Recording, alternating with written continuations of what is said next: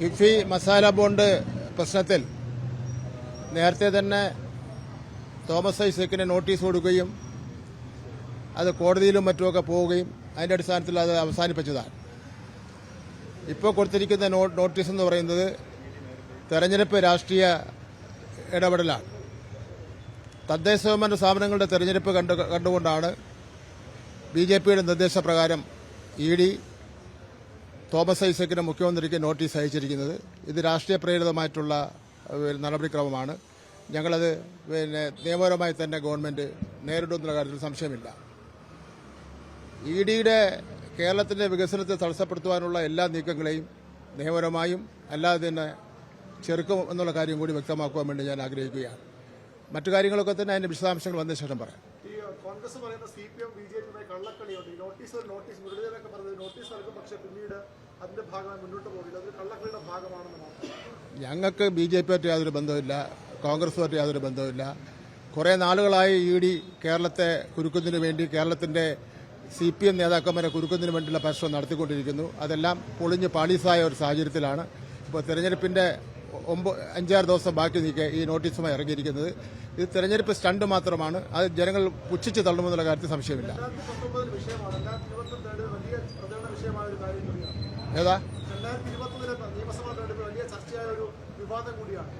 അല്ല, അതെല്ലാം നമുക്ക് വിവാദങ്ങൾ മനഃപൂർവ്വം ഈ തെരഞ്ഞെടുപ്പ് കാലഘട്ടത്തിലാണല്ലോ കൊണ്ടുവരുന്നത്. അത് ഞങ്ങൾ തെരഞ്ഞെടുപ്പ് ആ രൂപത്തിൽ തന്നെ നേരിടുന്നുണ്ട്. ജനങ്ങൾ ആ രൂപത്തിൽ തന്നെ വിലയിരുത്തുകയും ചെയ്യുന്നുണ്ട്. കിഫ്ബി മസാല ബോണ്ട് പ്രശ്നത്തിൽ നേരത്തെ തന്നെ തോമസ് ഐസക്കിന് നോട്ടീസ് കൊടുക്കുകയും അത് കോടതിയിലും മറ്റുമൊക്കെ പോവുകയും അതിന്റെ അടിസ്ഥാനത്തിൽ അത് അവസാനിപ്പിച്ചതാണ്. ഇപ്പോൾ കൊടുത്തിരിക്കുന്ന നോട്ടീസ് എന്ന് പറയുന്നത് തെരഞ്ഞെടുപ്പ് രാഷ്ട്രീയ ഇടപെടലാണ്. തദ്ദേശ സ്വയംഭരണ സ്ഥാപനങ്ങളുടെ തെരഞ്ഞെടുപ്പ് കണ്ടുകൊണ്ടാണ് BJPയുടെ നിർദ്ദേശപ്രകാരം ED തോമസ് ഐസക്കിന് മുഖ്യമന്ത്രിക്ക് നോട്ടീസ് അയച്ചിരിക്കുന്നത്. ഇത് രാഷ്ട്രീയ പ്രേരിതമായിട്ടുള്ള നടപടിക്രമമാണ്. ഞങ്ങളത് നിയമപരമായി തന്നെ ഗവൺമെന്റ് നേരിടുന്ന കാര്യത്തിൽ സംശയമില്ല. EDയുടെ കേരളത്തിന്റെ വികസനത്തെ തടസ്സപ്പെടുത്തുവാനുള്ള എല്ലാ നീക്കങ്ങളെയും നിയമപരമായും അല്ലാതെ തന്നെ ചെറുക്കും എന്നുള്ള കാര്യം കൂടി വ്യക്തമാക്കുവാൻ വേണ്ടി ഞാൻ ആഗ്രഹിക്കുകയാണ്. മറ്റു കാര്യങ്ങളൊക്കെ തന്നെ അതിന്റെ വിശദാംശങ്ങൾ വന്ന ശേഷം പറയാം. കോൺഗ്രസ് പറയുന്ന CPM BJP കള്ളക്കളിയുണ്ട്. നോട്ടീസ് മുരളീധരനൊക്കെ പറഞ്ഞത് നോട്ടീസ് നൽകും, പക്ഷേ പിന്നീട് അതിന്റെ ഭാഗമായി മുന്നോട്ട് പോകില്ല. അതൊരു കള്ളക്കളിയുടെ ഭാഗമാണെന്ന് മാത്രം.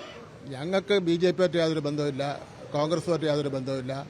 കുറേ നാളുകളായി ED കേരളത്തെ കുരുക്കുന്നതിന് വേണ്ടി, കേരളത്തിന്റെ CPM നേതാക്കന്മാരെ കുരുക്കുന്നതിന് വേണ്ടിയുള്ള പരിശ്രമം നടത്തിക്കൊണ്ടിരിക്കുന്നു. അതെല്ലാം പൊളിഞ്ഞ് പാളീസായ ഒരു സാഹചര്യത്തിലാണ് ഇപ്പോൾ തെരഞ്ഞെടുപ്പിന്റെ 5-6 ദിവസം ബാക്കി നീക്കെ ഈ നോട്ടീസുമായി ഇറങ്ങിയിരിക്കുന്നത്.